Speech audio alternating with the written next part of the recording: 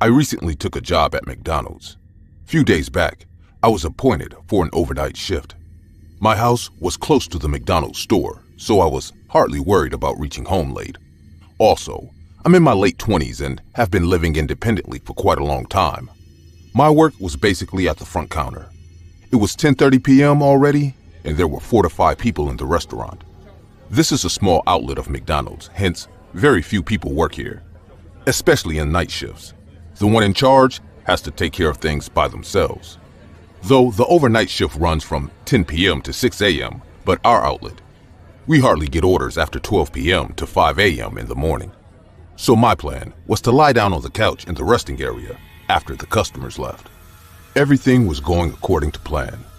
3 customers paid their bills and left. But there was one customer who stood up once, but then sat down again. I asked in a hesitant voice, Sir, do you need anything?" He looked at me with a very weird smile and shook his head in a no gesture. There was nothing more I could do, so I sat down at me with wide eyes. He seemed a bit younger to me, probably in his early 20s, but his behavior was becoming very creepy.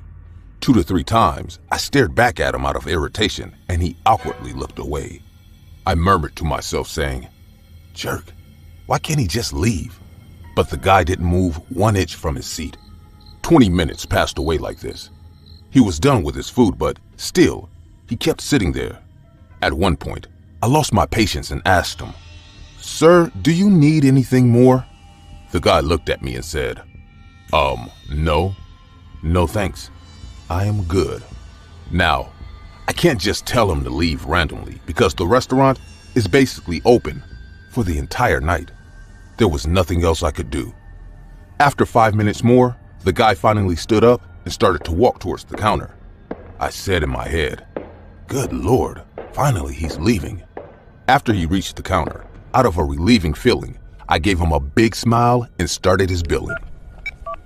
The guy smiled back at me in a tense way and kept standing there. I handed him over the bill and his credit card when he said something way weird. "Is that a tattoo on your neck?"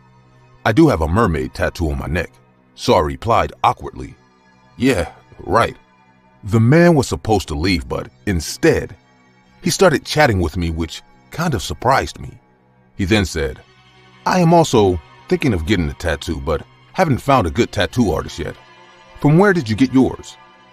I can't say he was being offensive, but this unnecessary curiosity at that time of the night felt very off-putting. I said in an uninterested tone, I got it when I was in college, so don't probably remember." I started to arrange the counter, hoping he would leave, but the man still stood there. He then got really close to my face and said, "Hey, I sketch for a hobby. My sketchbook is in my car. Want to come take a look?" I was highly surprised to see his adamant behavior. I said in an irritated tone, No thanks, I have my duty to finish." The man now grasped my hand and said, "No, you should really come with me. You are anyway free now," and started giving the same tense smile. Now, this move threw me off the hook. I said in an extremely angry voice, "Listen, you freak, I don't want to go with you. If you don't leave right this moment, I will call the owner, and there are security cameras all over this place. So what's it gonna be?"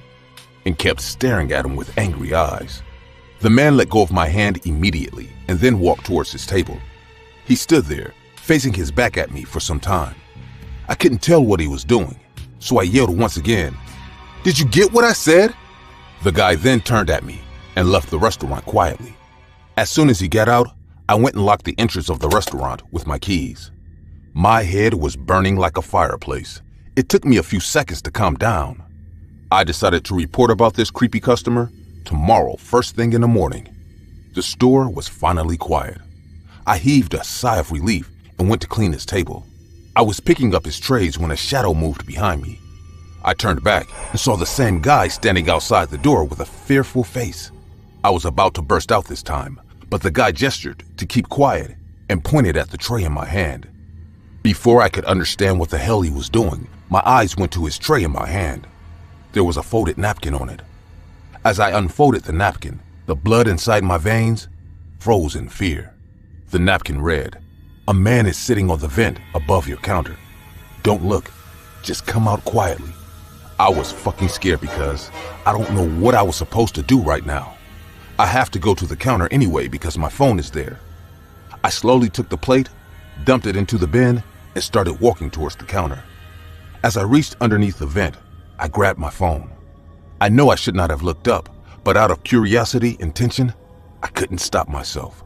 As I lifted my head slightly and looked at the vent, my brain stopped working. I saw a pair of terrifying eyes looking right back at me. I screamed like hell and ran for my life. My hands were shaking heavily while I tried to unlock the door with a key. And before I could do so, I heard a huge thud, as if someone fell to the ground from a higher place. I looked back and saw a devilish figure standing on the counter like a frog and making a grunting noise like some hungry animal. I screamed even louder and somehow managed to open the door. As soon as I came out, the guy outside pulled me out and we both slammed the door. The guy already had a shovel in his hand. He blocked the door with that. I couldn't breathe for a few seconds. By this time, the evil-looking man started to slam on the door, whispering something inaudible. It was evident from his behavior that he is not in a good shape. The man was acting like a crazy person. He then started to ransack the entire McDonald's store like a wolf caught inside a cage. I immediately called the cops and the owner. The guy looked at me and said, "I am Alan, and I'm sorry, but trust me, I didn't mean to scare you. I was ready to leave when I realized I had forgotten my phone at home. Just then, my eyes went to the vent above your computer, and I saw a human figure standing there and looking at you. There was no other way for me to let you know about this because I myself had no idea if this person had weapons with them or not." Alan took a pause and started to breathe heavily. I broke into tears, realizing how horrible it would have been if Alan actually left me alone all this entire night with this crazy person. The cops came and arrested the man in the vent. It came to know that it was a homeless person who somehow sneaked into the restaurant. I am sure this person had some very bad intentions, and also his state of mind was really messed up, which I could tell from his reaction after getting caught. So, Alan, thank you again for saving my life that day, even though I was being really rude to you. And I just want to say to the man leaving in the vent of McDonald's, may we never, ever meet.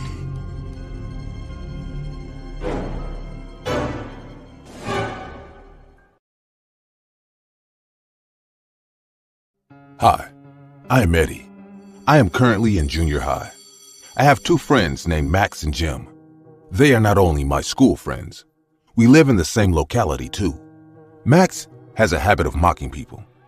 I know it's not nice, but he sometimes ends up bullying school kids. We often told him to change his behavior, but he ignored our advice. As he has always been a good friend by stepping up in our troubled times, we tolerated his mocking behavior so far, until this recent incident took place. Last month, we went to the city mall to have some fun. After playing video games in the game zone, we all got hungry and decided to grab a bite at McDonald's. After entering the store, we ordered some fries and burgers and sat down at a nearby table. It was probably some special offer day. There were lots of combos and discounts going on the food items. There was also a man dressed as the McDonald Joker, standing at the entrance, welcoming the guest inside. The Joker was making funny faces and giving balloons to little kids. Jim said, "Remember when Max was a little kid? He once started crying seeing a McDonald's Joker. I still recall his freaked out face." And we started to laugh. The joke was made in a very light tone, but Max didn't take it easy. Max replied, "I was scared, you jackass. I was annoyed to see a guy dressed in a bizarre way hopping like a monkey." Jim said, "Yeah, right," as if we weren't there. I didn't want to start a fight, so I shifted the conversation onto some other topic. We finished our meal and got up to pay. While we were leaving the store, we came near the Joker standing at the gateway. The Joker offered us 3 balloons, probably out of a kind gesture, but Max crossed his limit like always. He busted one of the 3 balloons and replied, "Do I seem like a little kid to you? And you are not even funny, douchebag." I saw the Joker's face changing immediately. His eyes opened widely and a grin appeared. I could tell from the Joker's face that he held back his anger. Maybe he did so because it was a public place or to save his job. and said in a squeaky voice, "I'll see you again." Max was going to say something more, but this time I grabbed his hand. We left McDonald's immediately. After coming out of the mall, I hurled on Max saying, "What's your problem, dude? We were just joking." Jim agreed with me and said, "Yeah, Max, this is really not the way to talk to people, you know?" Max obviously showed us attitude and left on his own. Jim and I stood there for a while, seeing Max walking in the opposite direction. Jim then said, "Let's go, Drake. He will come back once he cools off." We returned to our houses too. The next day at school, Jim and I were talking in the hallway. Suddenly, Max came and patted our backs. We gave him an awkward smile. Max said in a carefree tone, Okay. I am sorry. Now, can we go for lunch?" The matter got resolved, and we went for lunch. We decided to go to the amusement park that put up a weekend fair for the town people. There were rides in various stalls. We were enjoying the fair when a corner of the ground caught my attention. There was a small truck of McDonald's at the fair, selling burgers and fries at the fair. I excitedly told Jim and Max, "Hey, look, let's go grab some snacks from there before leaving for home." We three walked towards the cart and bought our food. As soon as we turned back, I got goosebumps. The Joker guy was standing in front of us with a creepy smile. We looked at each other's faces in surprise and discomfort. The Joker then turned to Max and said, Well, we meet again." I could tell from Max's face that he was a bit freaked out. He said in a hesitant voice, "Yeah, whatever. Come on, guys, it's time to go home." We started to walk towards the exit of the park. Jim said in a panicked voice, "Is he still looking at us?" I turned back and saw the Joker smiling. I said in an awkward voice, Let's just keep walking." After reaching the main gate, we all turned back, but the Joker was not there anymore. Max replied, "What a creep." I would have been relieved if the night ended this way. The townspeople were busy at the fair, so most of the streets were empty. The moonlight and crickets chirping around made the walk even scarier. The only thing going on in my mind was this creepy encounter. I couldn't help but think that it was the same guy from the mall that day because he remembered us. My heart was hoping that he wasn't following us. We were constantly checking our back, but apart from the three of us, there wasn't a single person on the road. We took a left turn for a shortcut, which led to a narrow alley joining our neighborhood and the main streets together. As we turned into the alley, we heard footsteps. We immediately turned back, but didn't see anyone. Needless to say, we started to freak out now and decided to walk even faster. But as soon as we turned forward, our heart stopped beating. There was a figure dressed in McDonald's Joker's clothes obstructing our way. There was a 10 to 15 hands distance between us and him. He giggled and said, "What did you call me that day?" Now, Max was covered in sweat. He said in a stuttering voice, Don't you dare hurt us, you freak! Step out of our way or I will. The Joker replied in the same chuckling tone, "Or you will what?" and started laughing like a maniac. Jim and I were equally freaked out, but we didn't see any weapons with this guy. We were just thinking what our next move should be when Max did something extremely dangerous. He picked up an empty beer bottle lying in the alley and threw it on the Joker's face. The bottle hit so hard on his face that it shattered into pieces. I screamed in horror, saying, "Oh God, Max, what have you done?" Max said in a firm voice, "How's that, you fucking creep?" The Joker stood there silently. He didn't scream, didn't walk away. He stood there like a statue and started to sob like a child. Blood was dripping from his forehead. I said in a tensed voice, "Please, let us take you to the hospital. It's all a misunderstanding. Listen." But the Joker lifted his face, and his sobbing turned into psychotic laughter. He then picked up some of the broken glass from the ground and said in a spine-chilling voice, "You want to see something funny? Max." Our eyes got wide open. Our hearts were beating like a wild horse. We had no clue what he is up to now. Max was trembling in terror. His eyes were fixed at the Joker. The Joker then shoved the broken glass inside his mouth and started chewing it. I don't know how I should explain this, but that was the most frightening sight I might be going to witness in my life. The sound of broken glass getting smashed by his teeth and the flesh ravaged by the sharp pieces of glass made my heart skip to my throat. Blood was dripping from his mouth, but he kept chewing as if it were just mere food. He then started to laugh and say, "Am I funny for you now? Am I, Max?" Jim said in a terrified voice, "Guys, run, run!" We started running towards the direction of the fair again. We didn't look back because the Joker's laughter was still coming from our back. Gasping and panting, we reached near the fair. A few local people rushed towards us. Max was in tears and we were completely freaked out. Our parents were informed and we safely reached home. My dad filed a complaint at the police station. They still haven't caught the guy. The cops asked the McDonald's owner about the Joker's whereabouts. The owner said that they only had his number, but the number is in switched off mode till now. I wonder, where's this guy now and in what shape?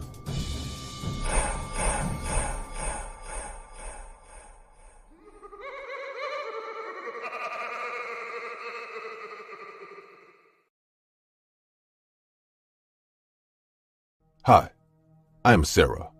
I was raised in a foster home with 3 other children. Needless to say, an orphan's childhood can get pretty tough comparing to other kids sometimes. Miss Lestrange, who took care of us, was not a very nice lady. She used to starve us and compel us to work chores in local stores to make her money. We lived in a dingy suburb where people hardly cared about each other. The standard of living in our locality wasn't healthy at all. Homeless people were living all on the alleys and all sorts of crimes were happening every now and then. There was a boy named Robbie who also lived with me. Robbie and I were of the same age back then. Whenever we saved money for ourselves, we used to go to the local McDonald's shop secretly. One day, Robbie and I were sitting at McDonald's waiting for our food to arrive. Suddenly, Robbie said, "Look, it's him." He pointed towards a table nearby. There was a tall, bony guy sitting at the table. I have seen that guy earlier from our locality. He looked at us with a serious face and then again got busy on his phone. I told Robbie in a low voice, "Do you think he's going to tell Miss Lestrange about us?" Robbie laughed and replied, "Come on, Sarah. He's a drug dealer. He's way busier than you and me." Even though we had a tough life, Robbie has always been a cheerful boy. It wasn't evident that this guy was into dealing drugs, but we saw him picked up by cops many times from our living room window. When we finished our meal, we headed back home. A week passed and Miss Lestrange fell ill due to fever, so we were all relieved from her torture for a while. We didn't have to pay her for a week, as her boyfriend used to come and take care of her for some hours every day. That man was nice to us. One night, everyone was sleeping and Robbie and I ate very little that day. The 2 other kids were a lot younger than us, so we gave most of our food to them. Around 12 a.m., Robbie woke me up and said, "Sarah, I am feeling very hungry. Let's go to the McDonald's shop nearby." Eating too much junk food wasn't good, but McDonald's is the only food store that is open 24/7. It was in our budget too. I got up from the bed and we sneaked out of the house. The suburb is more prone to criminal activity at this hour, but we had no other ways. We chose to walk from the middle of the street to avoid any dark corner. Many kids in our area get abducted and trafficked by criminal gangs. After a trouble-free 10 minutes walk, we reached the McDonald's store. The store had no other customers. We entered and walked towards the counter. There was no one at the counter as well. Robbie said in a low voice, "Anyone here to take our order?" Suddenly, a deep, coarse voice came from the back. "What do you kids need?" The voice shook us immediately, and we turned around in fear. It was that bony, tall guy wearing a McDonald's employee costume. He probably went out for a smoke, because as soon as he entered the shop, a foul smell of burnt cigarettes grabbed the air. I said in a hesitant voice, We would like to..." The guy slowly walked towards the counter and handed us the menu chart. I got a bit scared, so I fumbled. Robbie ordered some burgers and fries. The guy told us, "Go sit there. I'll bring over the food." We quietly went to sit at the table near the corner. Robbie started saying, "God knows when we'll be able to get out of this place. Sometimes I feel really angry with my parents who left me on the road to living a life like this." The guy was wearing a McDonald's cap, so I couldn't see his eyes, but It felt like he was listening to our talks. After a few more minutes, the guy brought us the food with 2 cups of Sprite and said, "Eat. The food is on me." Robbie and I were not at all ready for such a kind gesture from a guy like that, but it felt like we ended up assuming a lot of negative things about people before we really know them. We finished our meal and stood up to leave. The guy came to take our plates and said, "How many of you live with Miss Lestrange?" Robbie said, "Right now, there's 4 of us, but there was a girl of 16 years ago. Miss Lestrange says she ran away. She was pregnant too." The guy's face changed color immediately, and his voice got angry too. He said, "Millie didn't run away. That old hag killed her." Even though we were 10 years old, we knew what he meant, and our face turned pale. I could tell from his angry eyes that he hated Miss Lestrange the most. He then said a very surprising thing which creeped both of us. He took off his cap and said with a firm voice, "Do you guys want to get out of here? Do you want her to get punished for what she does to you?" I don't know why tears rolled down my eyes, and Robbie replied in a sad face, "She is never nice to us. But where can we go?" The guy didn't say anything. He went back to the computer and told us to go home. That entire night, I couldn't sleep. Robbie asked me the next day, "Do you think that McDonald guy can help us?" I looked at him with worried eyes and said, "Robbie, are you insane? That guy is a criminal himself. What if we get into more problems because of him?" Robbie nodded his head, and we headed out for work that day. Around 5 p.m. we were coming back. The porch light of our house was visible from the streets. In the light, I saw a McDonald's guy handing over food to Miss Lestrange, who recovered a bit by this time. She took the food and paid the guy. As we came close to the house, we realized it was that same bony guy. He smirked at us and left. I ran inside with Robbie and asked Miss Lestrange what was he doing here, to which she replied in a very irritated manner, "Delivering food. Are you blind?" I didn't say anything more. She then sat down on the living room couch and started eating her burger while watching TV. I came back to my room. Everything was going as usual when suddenly a younger boy named Joe started crying, saying, "Miss Lestrange is coughing blood." Robbie and I immediately heard that and ran downstairs. It was a vicious sight to witness for 2 10-year-olds and 2 6-year-olds. We stood there with white gasping eyes and saw Miss Lestrange spitting blood all over the couch while choking with food inside her mouth. She was coughing terribly, as if not being able to breathe. What happened next was definitely not our plan, but till today, whenever Robbie and I discuss that incident, he tells me it happened for our own good. Miss Lestrange looked at us and said in a choking voice, Call 911. Call 911. I was about to run towards the phone when Robbie grabbed my hand tightly. I said in a tensed voice, "What are you doing? You must call for help."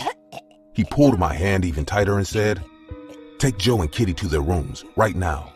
I couldn't believe it was coming out of Robbie's mouth. I said in a horrified voice, "But Robbie, she is going to die." He screamed at me this time and said, "Do as I said." Out of panic and shock, I did what he said. As we walked out of the room, we heard the choking sound become more intense and louder. I put Joe and Kitty to sleep, saying we are going to take Miss Lestrange to the hospital. Then I rushed back to the living room and saw Robbie standing at the doorway, talking to someone. I peeked to see who it was, and yes, it was the guy who delivered her food from McDonald's. Robbie came to me and said, "We are going to take her to the hospital. You stay here with the kids." Then he came inside to pick up Miss Lestrange. Suddenly, my eyes went to the name tag of this guy, and his name read, Mark Davis. They went out with Miss Lestrange, who wasn't responding at all. Robbie came back the next morning. Mark Davis shifted to our house, and he took care of us until we moved out on our own. He still lives there, and Robbie visits him often. I don't know what happened to Miss Lestrange, and I never asked him. Our life got a bit easier after she went away. Today is my 20th birthday, and Robbie has sent me a beautiful birthday cake and some gifts online with his first salary. He is the nicest friend one can have. I was going to throw away the parcel box just when my eyes went on the bill. There was a small note written on it. "Happy birthday, Sarah. A small gift from your friend, Robert Davis."